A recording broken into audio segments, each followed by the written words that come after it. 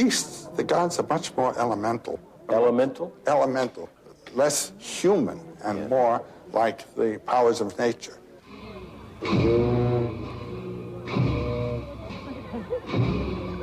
I see a deity as representing an energy system.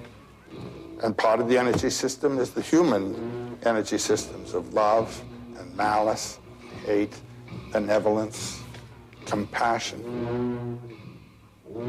And in Oriental thinking, the God is the vehicle of the energy, not its source. Well, of course, the heart of the Christian faith is that these elemental forces you're talking about embodied themselves in a human being and reconciling mankind to God. Yes. And the basic Buddhist idea is that that is true of you as well. And that what Jesus was a person who realized that in himself and lived out of the Christhood of his nature. What do you think about Jesus? We just don't know Jesus. All we know are 4 contradictory texts that tell us what he did.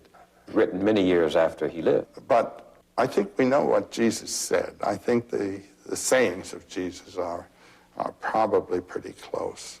But when you read the Thomas Gospel, the Gospel according to Thomas, which was dug up there in that, with those other Gnostic texts, it has all the flavor of one of the synoptics, Matthew, Mark, or Luke, except that it doesn't say quite the same thing.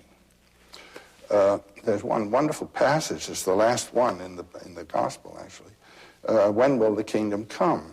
Now, in Mark 13, I think it is, we hear that the end of the world is going to come. That's to say, a mythological image, that's the end of the world, is taken as a reference to an actual physical historical fact to be. When you read the Thomas Gospel, Jesus says, the kingdom of the Father will not come by expectation. The kingdom of the Father is spread upon the earth, and men do not see it. So I look at you now in that sense, and the radiance of the presence of the divine is known to me through you. Through me? You, sure. A journalist? Jesus also says in this text, he who drinks from my mouth will become as I am, and I shall be he. He's talking from the point of view of that being of beings, which we call the Christ, who is the being of all of us. And anyone who lives in relation to that is as Christ.